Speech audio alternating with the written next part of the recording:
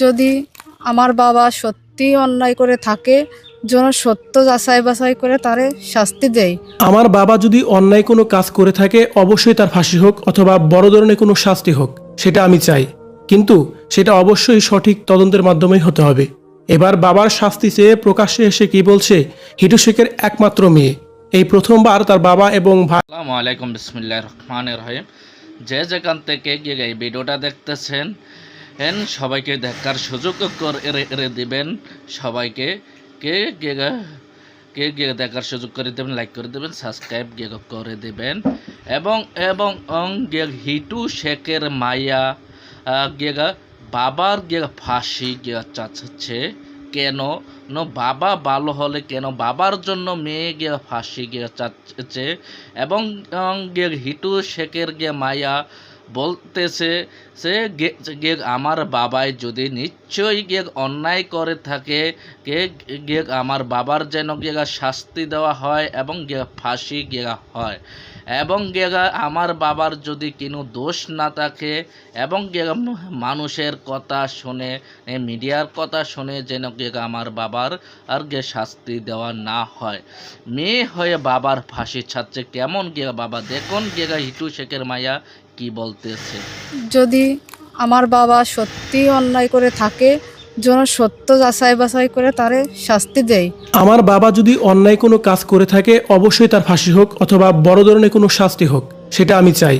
কিন্তু সেটা অবশ্যই সঠিক তদন্তের মাধ্যমেই হতে হবে।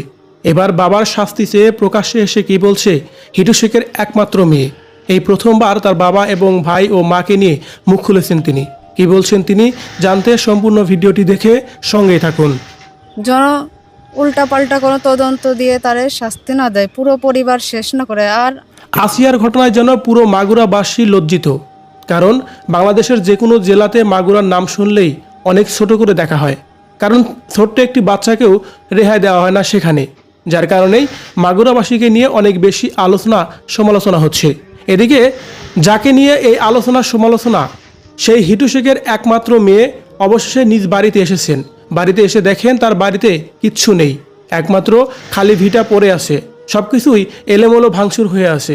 ঘরে ফ্রিজ, টিভি এবং কি চৌকি, অনেক কিছুই ছিল। তো বারান্দায় একটা চৌকি ছিল, ঘরে ফ্রিজ ছিল। টাকা ছিল কিনা এই বিষয়ে তিনি কোনো কিছুই বলতে পারেন না, তবে তারা এখন নিঃস্ব এমনটি দাবি করছেন। এ সময় হিটু শেখের মেয়ে বলেন, আমার বাবা যদি অন্যায় কিছু করে থাকে অবশ্যই তার শাস্তি হোক, কিন্তু বাকি তিনজনকে কেন মুক্তি দেওয়া হচ্ছে না? দোষ করলে একজন করছে, তিনজনেই তার দোষ করে নাই। আমার ভাইরা, আমার মা যদি কোনো অপরাধ না করে থাকে, নির্দোষ হয়ে থাকে, তাহলে তাদেরকে কেন খালাস করা হচ্ছে না? দোষ করলে একজন করছে, বাকি তিনজন তো আর করে নাই। বাকি তিনজনকে কেন খালাস দেওয়া হচ্ছে না এখন পর্যন্ত?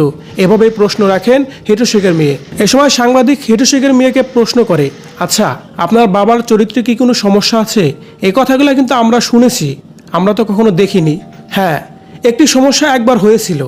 আমার বাবা মূলত ছাগল আনার জন্য জমিতে যাইতেছিল, যাওয়ার পথে একজনকে গোসল করতে দেখে, আর তারপর থেকেই তারা আমার বাবাকে মারার জন্য উঠে পড়ে লাগে।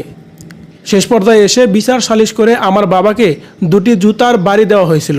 এতটুকুই ঘটনা ঘটেছিল আমার বাবার জীবনে, এর বাইরেই কিছুই হয়নি। স্বাভাবিক কিছু করা যায় না, তাই তারা জুতোর বাড়ি দিছিল দুটো। সর্বশেষ হিটু শেখের মেয়ের একটাই আবদার, যে অন্যায় করেছে তার শাস্তি দেওয়া হোক, তাতে কোনো সমস্যা নেই, কিন্তু সঠিক তদন্ত করে যেন দেওয়া হয়। উল্টাপাল্টা তদন্ত করে যেন ভুল সিদ্ধান্ত না নেওয়া হয়, এমনটি আবদার করেন তিনি। তাই করে যেন শাস্তি দেওয়া হয়, কারণ পরিবারের চারজনই দোষী না, যে কোনো একজন দোষ করেছে। ভিউয়ার্স, হিটু শেখের মেয়ের কথাগুলোকে আপনি কতটা যুক্তিসঙ্গত মনে করছেন? তিনি যে কথাগুলো বলছেন তার কথা নিয়ে যদি আপনার কোনো মতামত থেকে থাকে কমেন্ট করে জানিয়ে দিন কমেন্ট বক্সে। আসসালামু আলাইকুম আমার অডিয়েন্স ভাইয়েরা, আপনারা সবই দেখছেন এবং সবই শুনছেন। হিটু শেখের মাইয়া কি বলল, লোক বাবার জন্য কি বাজে ফাঁসি চাচ্ছে। এবং হিটু শেখের বাড়িতে এই যে বাড়িটা ছিল হিটু শেখের, এবং প্রতিবেশীরা, মহল্লার মানুষেরা বাড়িটা ভেঙে ফেলছে এবং এই বাড়িতে মসজিদ দেওয়া হবে। এবং এই বাড়ির হিটু শেখের এখন নাই, এই বাড়ি মসজিদের আন্ডারে চলে গেছে এবং এই জায়গায় মসজিদ দেওয়া হবে। আমি এবারের মতোই বিদায় নিচ্ছি, আবার পরবর্তীতে দেখা হবে আপনাদের মাঝে। আসসালামু আলাইকুম।